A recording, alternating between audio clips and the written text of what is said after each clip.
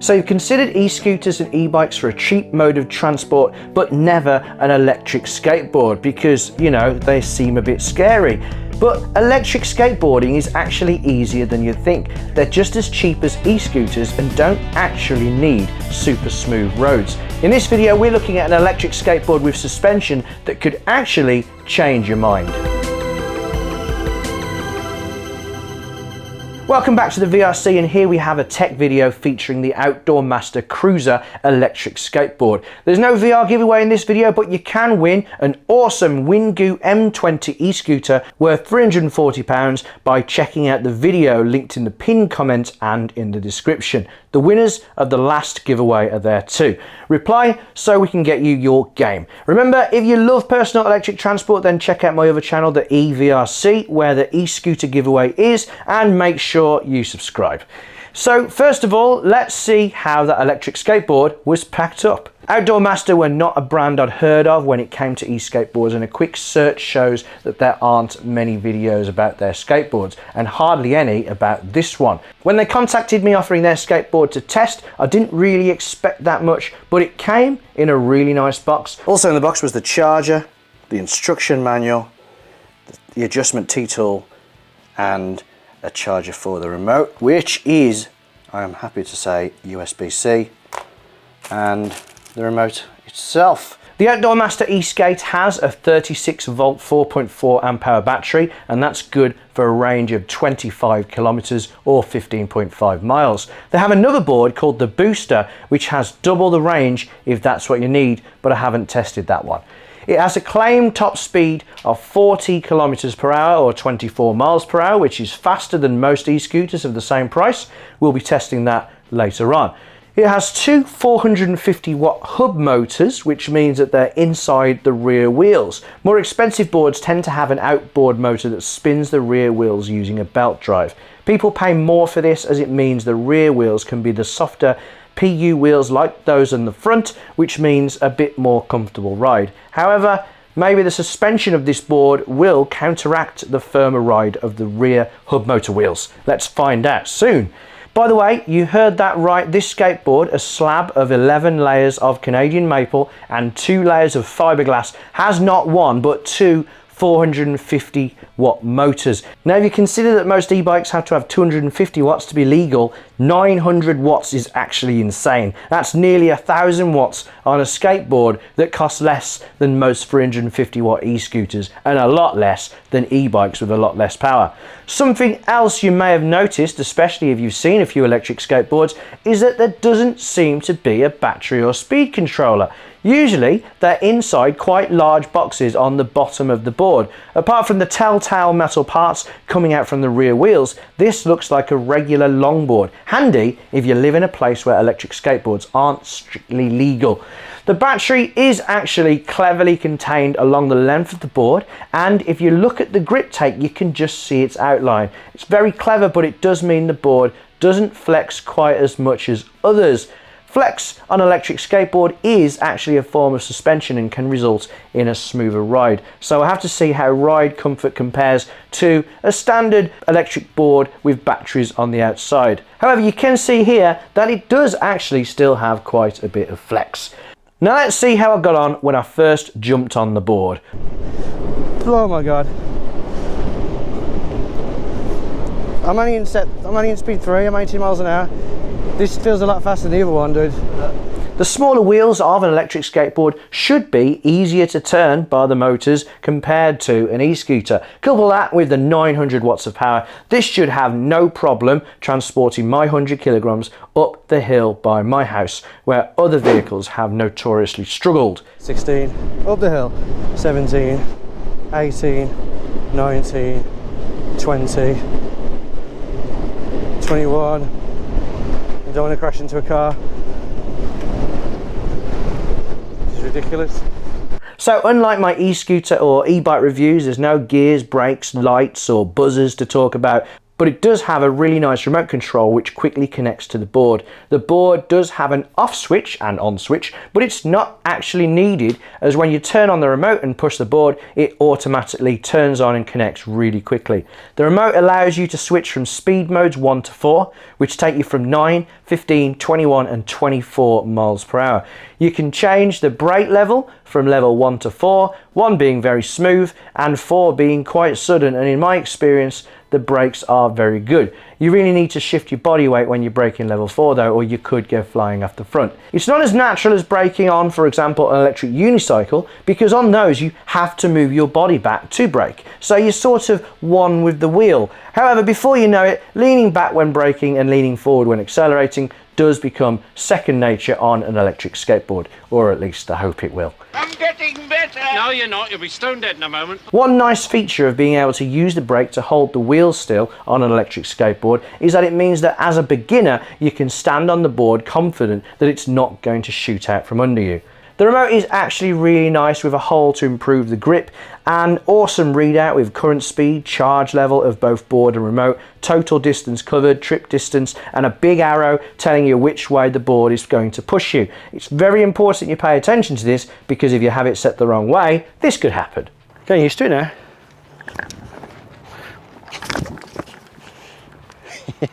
A simple double click on the power button is all it takes to change the board's direction. Oh, and you can simply change from kilometers per hour to miles per hour by doing this. So if you turn it on by pressing both buttons, you get to choose your units by using the wheel. So that's miles per hour, kilometers per hour, miles per hour.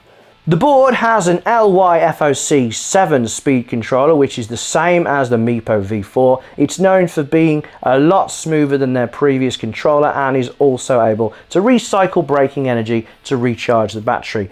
So the question is, who exactly is going to buy an electric skateboard? In my opinion, anyone who is willing to try something a little different. Unlike electric unicycles, electric skateboards are very affordable. The one I got from Amazon for £200 could easily get you around town, especially if you're more in the sub 80 kilograms weight range. And it's just as powerful as an e-scooter, but if you're going for a budget board, it's definitely worth spending a little more for something like this Outdoor Master Cruiser, and have that extra power that can easily take this 100 kilogram guy up a hill.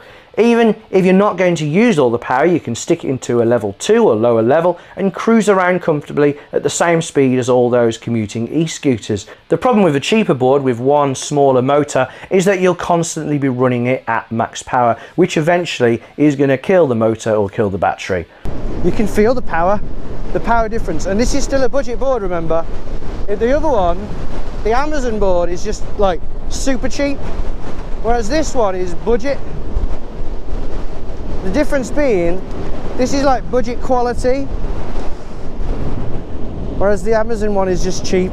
Trust me when I say electric skateboarding is actually a lot easier than it looks. Don't get me wrong, there is a lot more potential to fall off and hurt yourself than with an e-scooter, so always wear a helmet and at the very least wrist guards, but preferably knee and elbow pads too. But with that extra perceived danger does come an extra level of cautiousness, which could actually keep you safer than you are on an e-scooter. You will be more aware of bumps in the road and obstructions up ahead, and generally be a lot less blasé than you might be on an e-scooter or even an e-bike. One thing you should definitely do when receiving the board is tighten the trucks. The trucks on the Outdoor Master, that's the metal bit that the wheels connect to, where the suspension is, were very loose when I got it, which means that it was very easy to turn, but as a side effect, you do get scary speed wobbles. Whoa! Whoa! Whoa! That's dangerous. But once you've got used to balancing on the board, this starts happening. I don't really care for what you do, and I don't really care, it's what I'm used to. I think solitude could be a beautiful thing, but I don't really care for what you do. I don't really care, it's what I'm used to. I think solitude could be a beautiful thing, but Just don't get overconfident. Just like with an e-scooter or unicycle, you could still hit a pothole or extra large bump if you're not paying attention or showing off. Oh, and don't mess around with the controller if the board's turned on. That was harder than I expected. Being so much lighter than an e-scooter, it's so easy to take on public transport. In England, e-scooters and electric unicycles are actually banned on trains, not so skateboards, especially this one that looks like a normal longboard. You could even take e-skates shopping. However, I would have liked the handle cutout that is present on Outdoor Master's other board. You can pick it up by the trucks, but being a longboard, you have to hold it up a bit, especially if you're not really tall. The handle cutout helps a lot with carrying it around, and I really would have liked to see one on this one. So I've been singing the praises of electric skateboards and the Outdoor Master, but you're still not convinced. You're worried about the smooth wheels hitting a twig or a small stone and you flying off the front. Well, of course, e-skate wheels are more susceptible to bumps than an e-scooter with much larger wheels. You can get off-road boards with much larger rubber wheels, and as an in-between option, a company called Cloud Foam make wheels that are better at going over bumps than your normal smooth polyurethane skateboard wheels. But the PU wheels on the Outdoor Master and most electric skateboards are a lot larger than the ones that you've seen on regular skateboards. They go over bumps much easier than you might expect. They can go up low curbs, over twigs, small stones, debris, and they can even travel over cobblestone roads. E-skate versus cobbles. I might fall off now and drop my phone.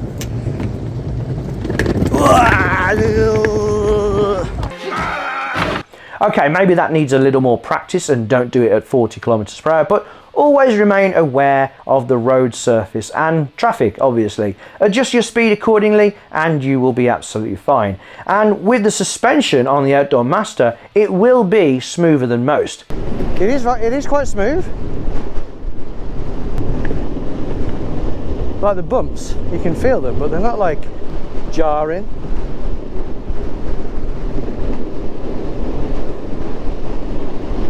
Ooh.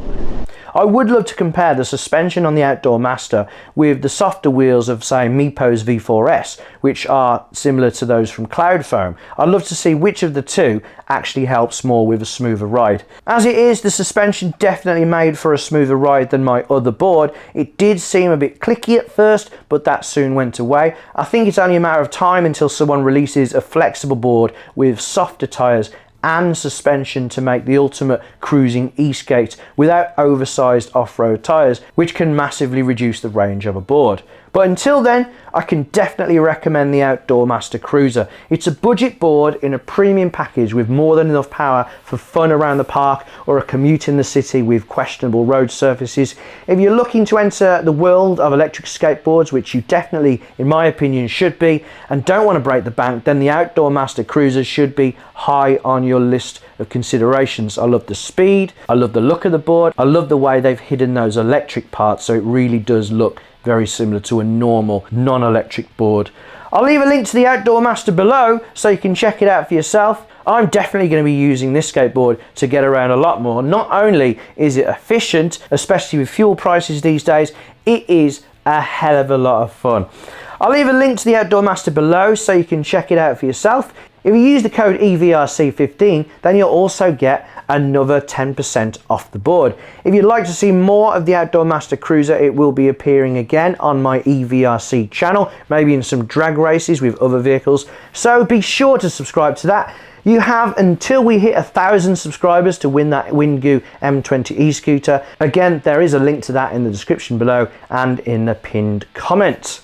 And that brings us to the end of this video. If you enjoyed that or found it helpful, please do smash that thumbs up button, and thank you so much for watching it to the end. Let me know in the comments below if you think you might take the plunge with an e-skate, or if you have any other questions, just ask away. Thanks again for watching, take care of yourselves, and hopefully I'll see you next time. That was a VRC Tech video. See ya.